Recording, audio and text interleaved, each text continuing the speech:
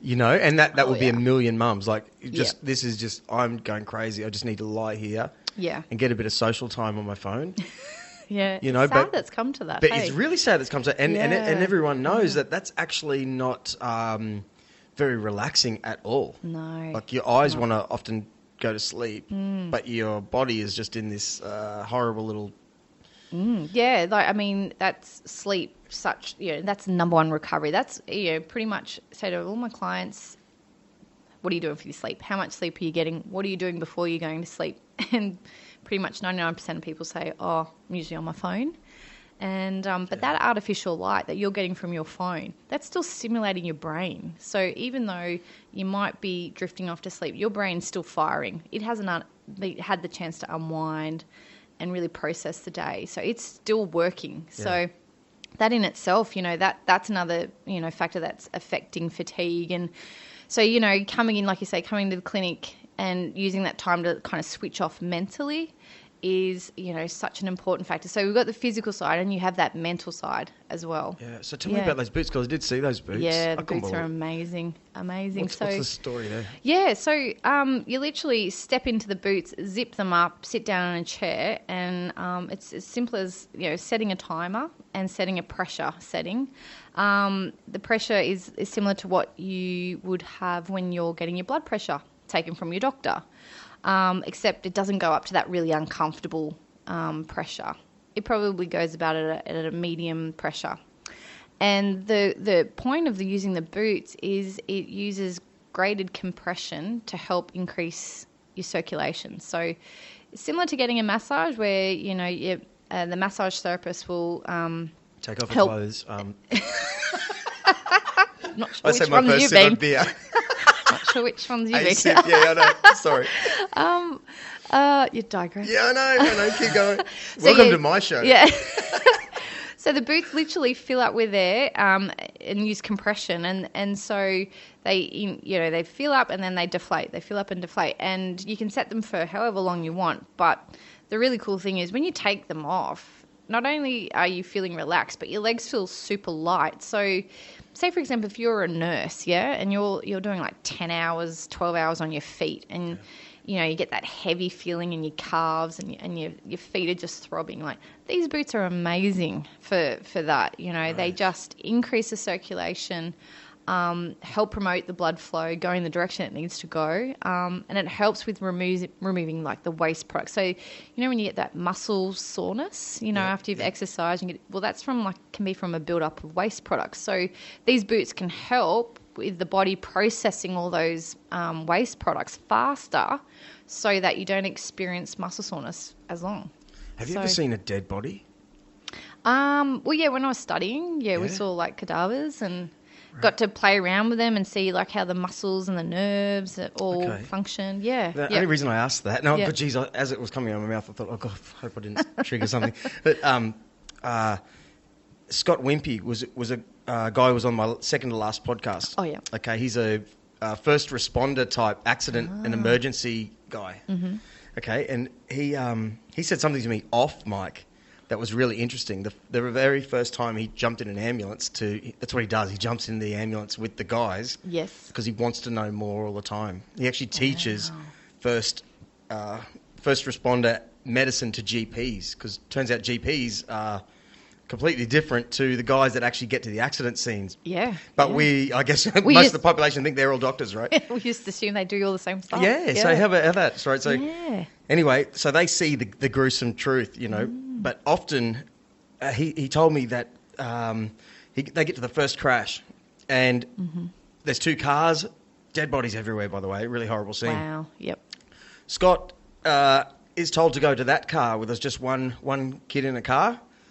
And they don't even check for pulses anymore. The first thing they do is look at their feet, because all your blood instantly, your ankles get completely swollen, because it turns out all your blood just falls. Yeah. If it's not pumping, your ankles and your feet are huge. So I can imagine how good things like your boots. Oh, Yeah. Yeah, because you're standing up. You Yeah. basically you're just one big pump. The blood's just going. Isn't it incredible? That's it. Yeah. That's right. Constantly going around, and I don't even sit down here all day.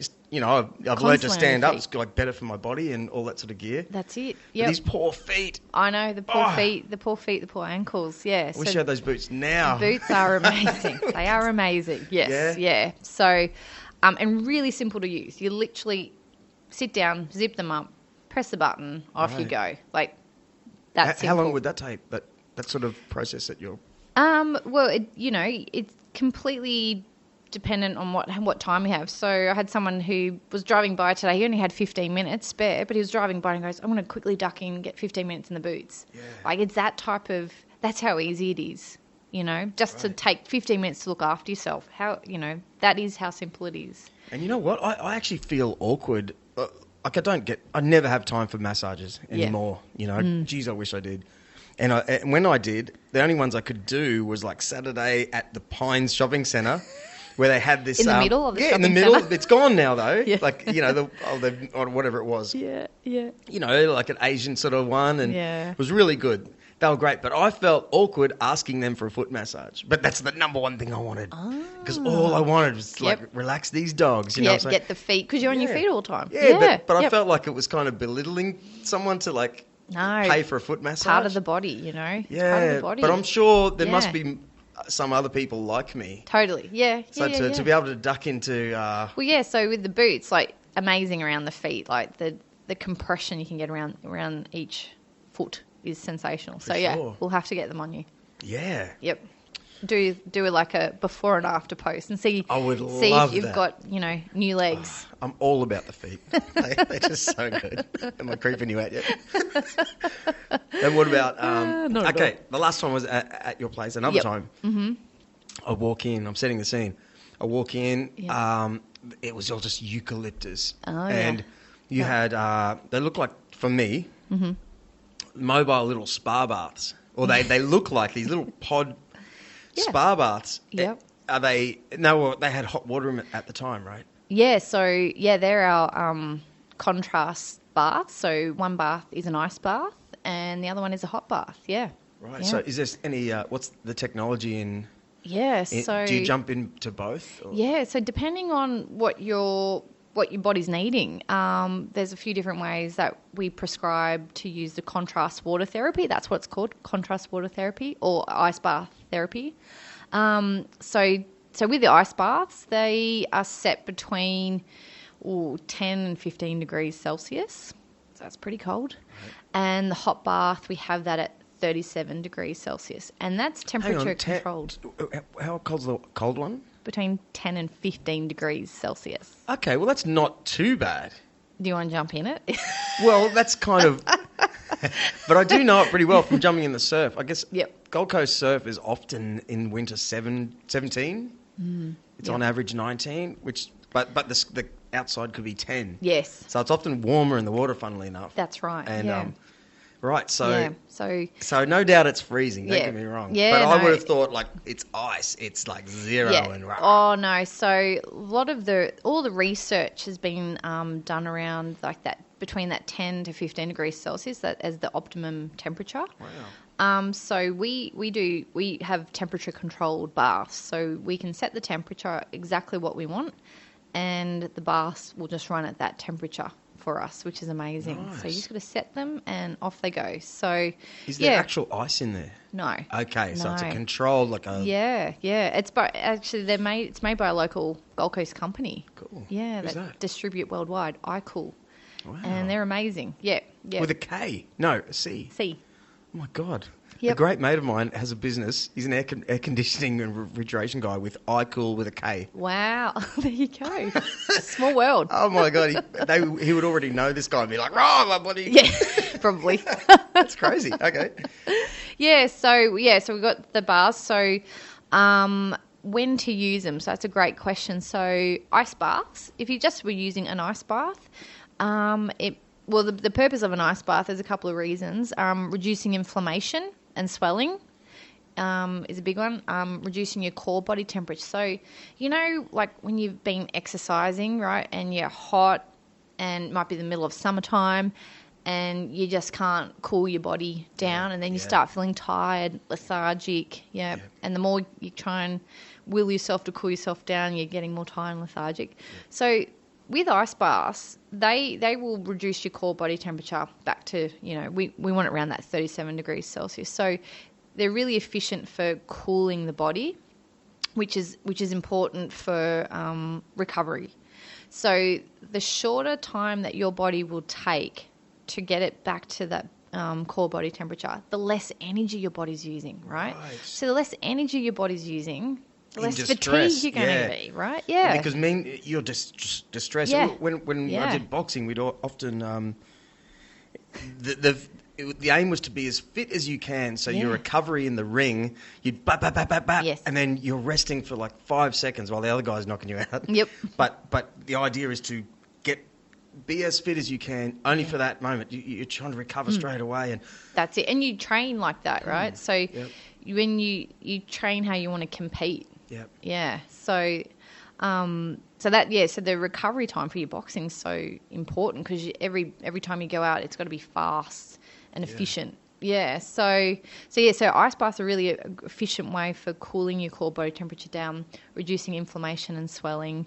And again, it's particularly at the Olympics. Sorry, totally. Oh, you've got guys swimming multiple events. Yeah. To think only 10 years ago, they just had to I've got another one in 2 hours this afternoon. Isn't that incredible? Oh, it is. Like, technology and research has just, it's forever evolving, which is the super exciting stuff. There's always something new coming out. Yeah. Yeah. So who have I had in recently? Brett Robbo. Okay, he's from Canberra Institute of Sport. He's right now in Germany teaching the Paralympians. The thing didn't record. We spoke for 2 hours. The greatest thing. He cried, by the way. He was sitting. We're just in your chair. Yeah. It didn't record. This is a different machine. Oh, good. I cried, and then I cried. Oh, no. Like, it did record, but it was like. It's just this funny story out of all these ones. But anyway, you get around the country. Have you been down the institute? Yeah, so Australian Institute of Sport in Canberra. Yeah, I used to go there a lot as a young girl, because I grew up in Wagga Wagga, and good speedway there. Been there? Yeah. Well, there's lots of great things in Wagga. Speedway wasn't at the top of my list, but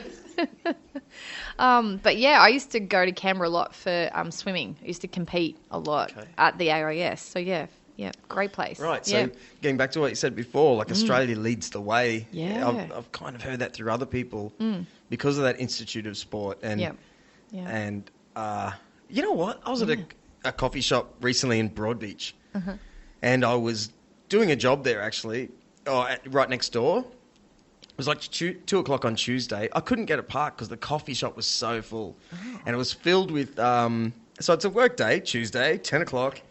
Everyone was wearing gym gear. It's in Monaco Street, like a sort of upper-class kind of street and all that. And I looked around, and I think I've told this to you before off air, so to speak. Like, we're living in such it's a legit affluent, lucky country where there's a coffee shop pretty much on every other block and gyms. We've got enough time enough spare time that's become part of our working day. Exactly. Like, where are you? I'm just getting a coffee. Yeah. What are you doing now? I'm going to the gym. Well, I'm going to the gym. Like, I could imagine, the Institute of Sport is filled with people. That's where they all want to go. All the trainers and people like you, the head of your field in recovery. Oh yeah. That's like. Yeah, that's where it's all happening. Knocking on the door every day. That's it. Like the athletes, that's any athlete that wants to, compete at the Olympics or the Com Games, they've all gone through the AIS at some point or another. Yeah, it's just it's a pretty, magical place. Like, it's got everything there that you could possibly want as like a sports scientist or as an athlete, wanting to achieve your goals, whatever that be. So their sports recovery unit down there is state of the art. It's got everything you could possibly imagine. It's like my dream. Yeah, it'd be amazing to have something similar to that. Could never ever have that size. It's really? It's massive, but It's Explain it for us, please. Yeah, like what, Gold Coast Hospital size or?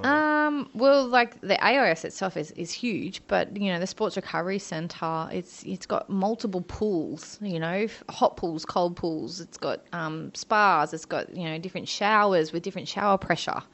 Wow. That alone is mind-boggling. Just the amount of like different pools for recovery.